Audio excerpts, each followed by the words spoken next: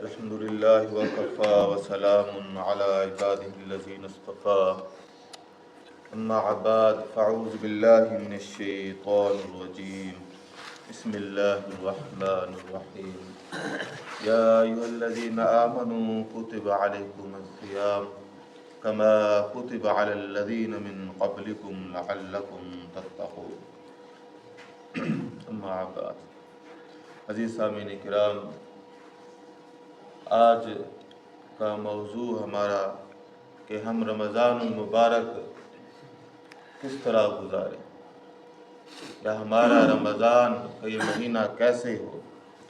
عظیم سامعین کرام، رمضان المبارک میں ایک مومن کا جو طرز عمل ہے وہ نہایت سنجیدہ اور پرخلوص ہونا چاہیے۔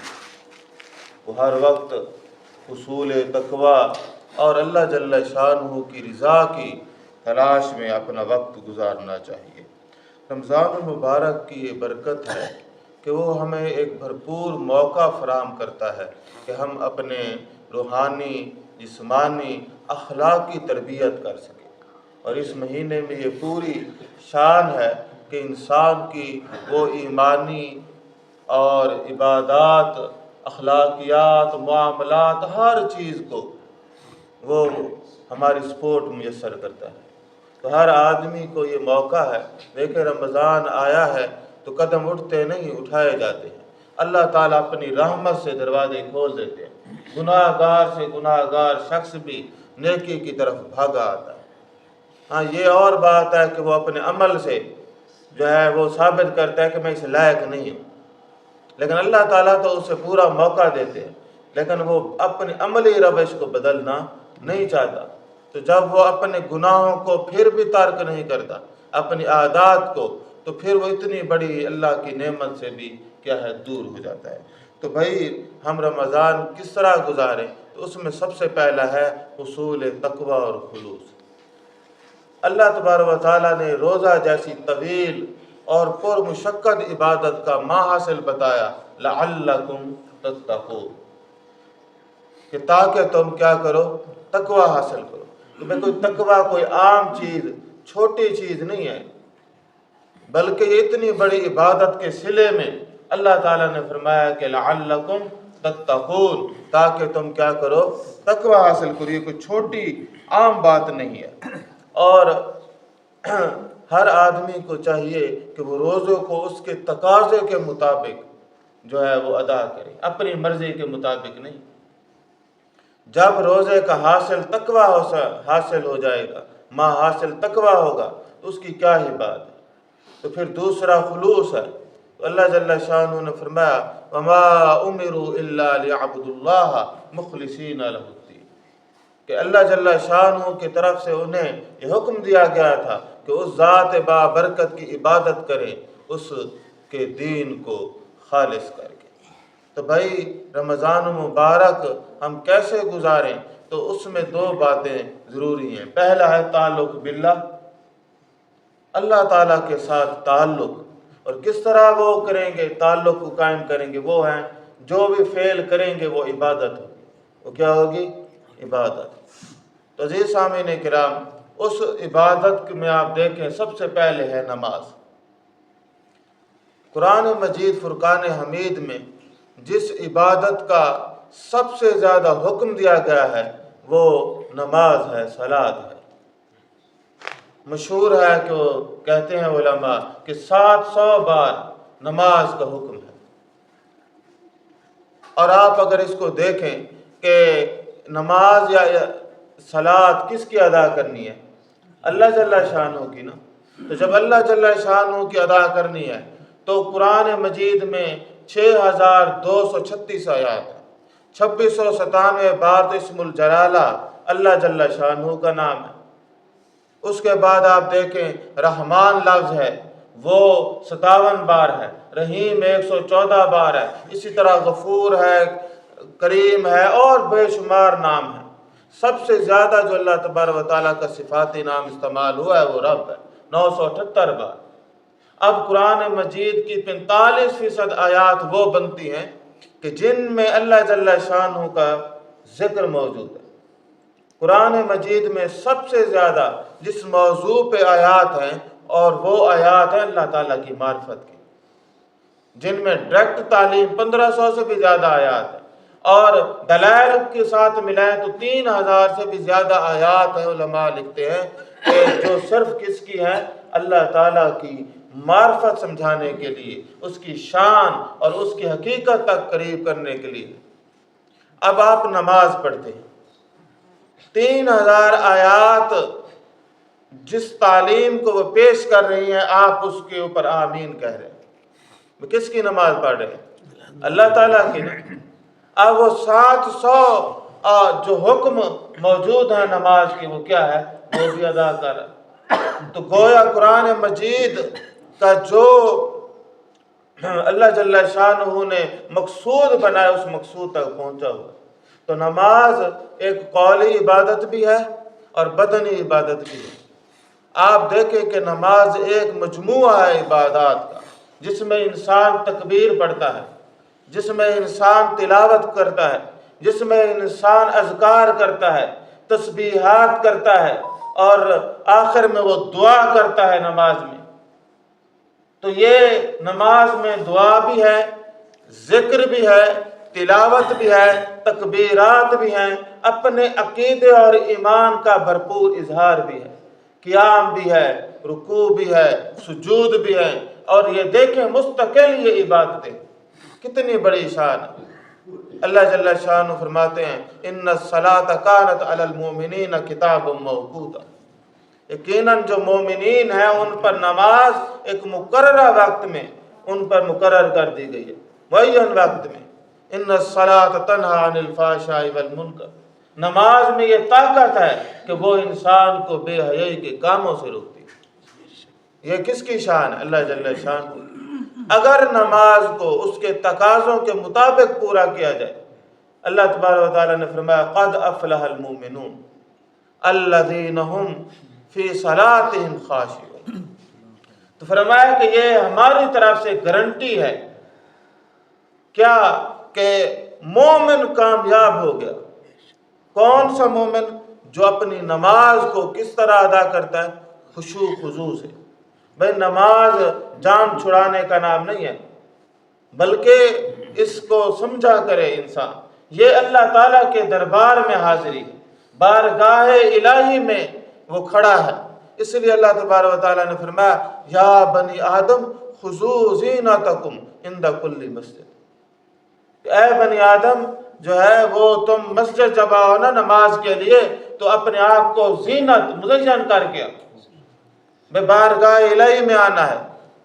تو جتنا انسان خشوع خضوع سے، ہر آدمی کا جتنی توجہ، جتنا ایمان، جتنا خلوص ہوگا اتنا وہ فائدہ اٹھائے گا نا۔ اب ایک آدمی اپنے آپ کو مزین کر کے آتا ہے، خشوع خضوع سے کرتا ہے، اور بعض جو ہے وہ بڑے دور سے آتے ہیں، بعض قریب ہو کے بھی نہیں آتے۔ تو یہ سب ہمارے سامنے منظر ہے نا۔ تو نماز کس لیے ہے؟ تو فرمایا کہ وہ جس نے نماز کو خلوص اور خشوع و خضوع سے اور اس کے تقاضوں سے پورا کیا، تو بھائی اس کے تقاضے ہیں نا۔ تو جتنا انسان اپنے آپ کو آرگنائز کرے گا، بھائی نماز ایک ہے کہ نماز کھڑی ہے تو پھر آیا ہے بھاگا بھاگ، اور ایک وہ ہے کہ نماز کا وہ کیا ہے، وہ انتظار میں بیٹھا ہے۔ تو انتظار کا اپنا مزہ اور اپنا ثواب ہے۔ تو ہر آدمی کوشش کرے کہ وہ کیا کرے، تکبیر اولیٰ کے ساتھ نماز ادا کرے، پورے ادب آداب سے، کہ وہ کس میں کھڑا ہے؟ وہ بارگاہ الہی میں کھڑا ہے، وہ اللہ تبارک و تعالیٰ کی جناب میں کھڑا ہے۔ تو اس ادب کو ملحوظ خاطر رکھتے ہوئے وہ پورے آداب کے ساتھ تکبیرات اور رکوع و سجود ادا کرے۔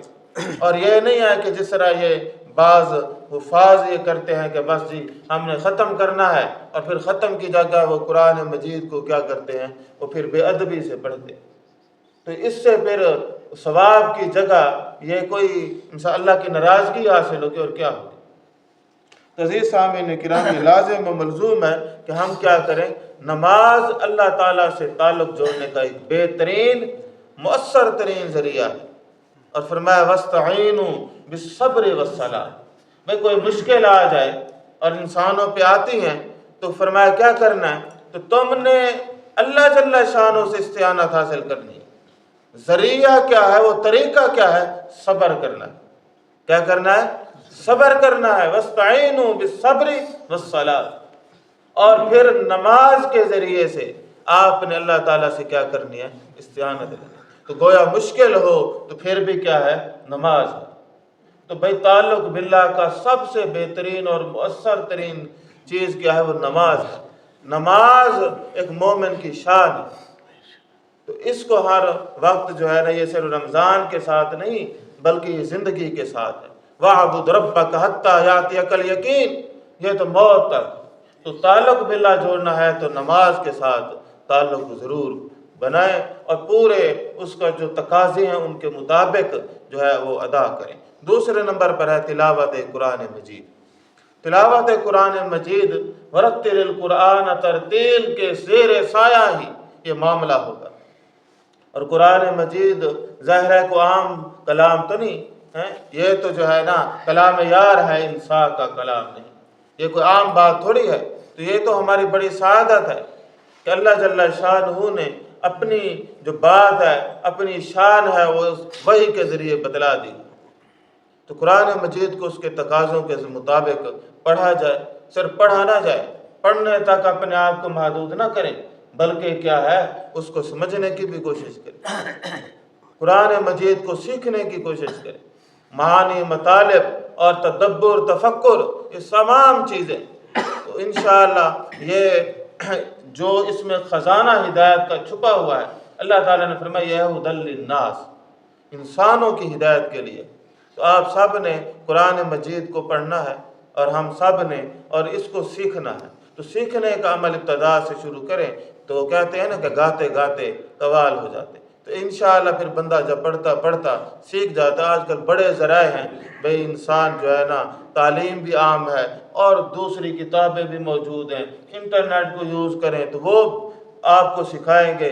ہر مثال جو ہے نا قاری کی قرأت موجود ہے، تو اس سے بھی انسان بھرپور طریقے سے سیکھ سکتا ہے۔ اس کے علاوہ یہ ذکر ہے، ذکر اور دعا ہے، یہ بھی اللہ جل شانہ نے فرمایا فَاذْكُرُونِي أَذْكُرُكُمْ، تم مجھے یاد کرو میں تمہیں یاد کروں۔ تو اللہ جل شانہ کو انسان جو ہے ہر دم یاد کرتا رہے۔ اور اللہ جل شانہ نے فرمایا وَإِذَا سَأَلَكَ عِبَادِي عَنِّي فَإِنِّي قَرِيبٌ أُجِيبُ دَعْوَةَ الدَّاعِ إِذَا دَعَانِ، فرمایا کہ اجیبوا دعوت الداعی اذا دعان، وہ پکارنے والے کی پکار کو کیا ہے؟ وہ سنتا ہے۔ آپ پکارے تو صحیح، وہ مجیب الدعا ہے، وہ سمیع الدعا ہے، وہ سننے والا بھی ہے اور قبول فرمانے والا بھی۔ اور کون سنتا ہے اور وہ کون قبول کر سکتا ہے؟ تو یہ دعا ہو یا ذکر ہو، اللہ کی یاد ہو، تو اللہ تعالیٰ نے تو فرمایا یا ایھا الذین آمنوا اذکروا اللہ ذکرا کثیرا۔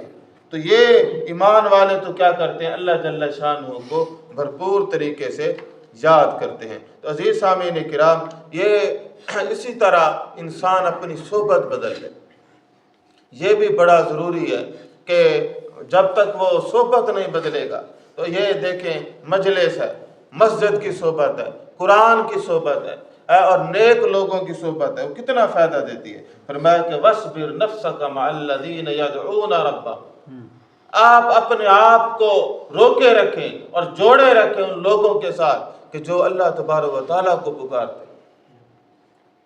تو اس سے کیا ہوگا کہ انسان جو ہے نا انہی کی طرح پھر سوچنا سمجھنا شروع کر دیتا ہے۔ تو اپنے آپ کو اس طرح سے بھی انسان یہ معاملات میں لے آئے۔ تو پھر رمضان المبارک پورا دن عبادت ہے، روزہ ہے، اگر اس کے تقاضوں کے مطابق کیا جائے تو کیا ہی خوب بات ہے۔ تو ظاہر ہے کہ اس کے مطابق پھر زندگی کو بھی بدلنا ہوگا۔ تو یہ تو نہیں ہے کہ ساری رات جاگیں گے تو پھر سحری کے وقت اٹھیں گے، وہ تو پھر آنکھ ہی نہیں کھلے گی۔ اچھا پھر آپ معمولات کو بدلیں گے تو آپ کی زندگی بھی اور طرح سے ہو جائے گی۔ تو پھر آپ کو پورا ایک اپنا لائف یا زندگی کا ٹائم ٹیبل بدلنا ہوگا تاکہ اس کے معمولات میں بھی فرق نہ آئے اور عبادات میں بھی کیا ہے؟ فرق نہ آئے۔ تو بھائی اسی طرح رمضان کی برکت کے حوالے سے دیکھیں تو روزہ اور اس کی روحانی برکات یہ بھی بڑی ایک ضروری ہے۔ اور آپ اس میں پہلے دیکھیں کہ سحری کا وقت ہے تو آپ صلی اللہ علیہ وسلم نے فرمایا تسحروا فإن فی السحور برکہ، सहरी करो, सहरी में बरकत है। सहरी करो, सहरी में बरकत है। तो सहरी जो है वो बरकत है। तो ये नहीं है कि रात के 2 बजे खा के सो जाए।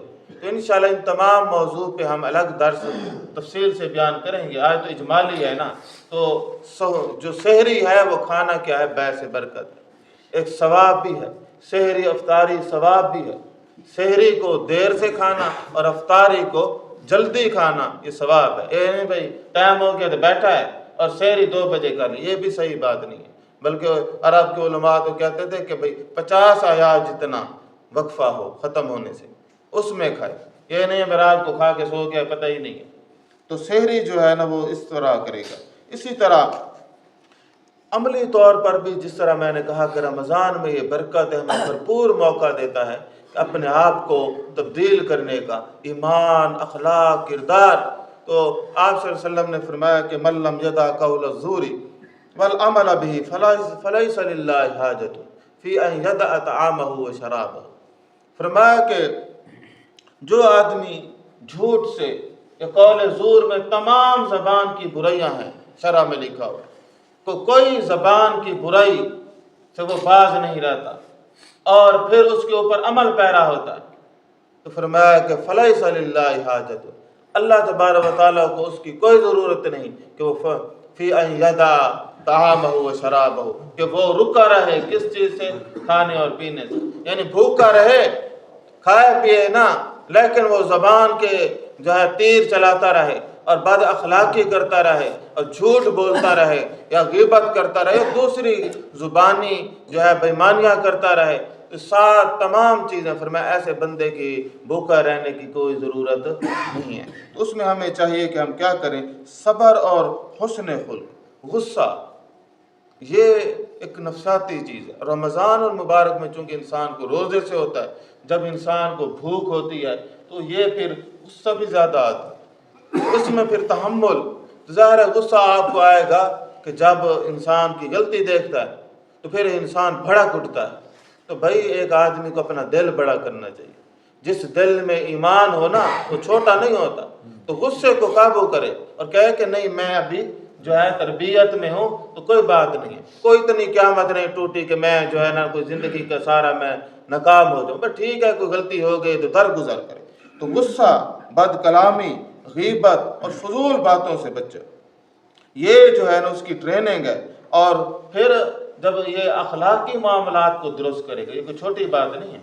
इंसान अखलाकी मामलात सबसे, छोटों से बड़ों से, अपनों से बेगानों से कोशिश करे कि वो क्या करे, वो अखलाक को बेहतर करे। इसी तरह जो है ना गुनाहों से इज्तनाब, तो ये तय कर ले कि मैंने बिल्कुल किसी गुनाह के करीब नहीं जाना, बिल्कुल ही करीब नहीं जाना। वो आँखों का गुनाह, वो ज़ुबान का गुनाह। तो आजकल तो फिर ये मिसाल, एक तो माशरती गुनाह है, फिर ये एक सोशल मीडिया पे।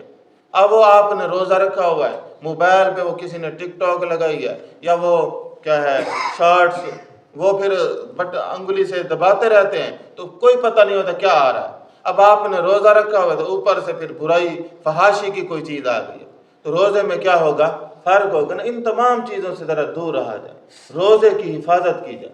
आप रोज़े की हिफाजत करेंगे तो इंशाअल्लाह फिर रोज़ा आपके ईमान की हिफाजत करेगा, आपके किरदार की हिफाजत करेगा। तो बहरहाल ये बातें मज़ीद लंबी ना हो जाएं तो मैं इख्तिसार करता हूँ, 2-4 और बातें बस जुमले पढ़ के इत्तफा करते हैं।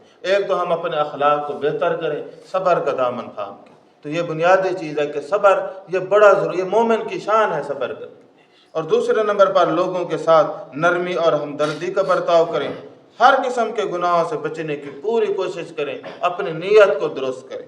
और ये न देखें हाँ कोई मसला नहीं है चलो खैर है, नहीं, अपने नफ्स को कंट्रोल में रखें, अपने वक्त को कीमती बनाएं, गैर ज़रूरी कामों में ज़ाया न करें। सहरी और इफ्तारी में नबी करीम सल्लल्लाहु अलैहि वसल्लम की सुन्नत पर अमल करें। अपने वालिदैन, अहल व अयाल और अक़रबा और जिनके साथ ताल्लुक़ है उनके हुकूक़ को भी भरपूर तरीके से अदा करने की कोशिश करें। तो रमज़ान को एक जो है ना दिन रात, इसको एक ख़ास तरबियत के तौर पर कबूल करते हुए हम क्या करें, अपने आप को बदलने की पूरी कोशिश करें। तो इंशाअल्लाह आप देखेंगे कि आपकी शख्सियत एक नए रूप में खड़ी हो जाएगी। اللہ تبارک و تعالی ہم کو ثابت قدم رہنے کی توفیق عطا فرمائے۔ وآخر دعوانا الحمدللہ رب العالمین۔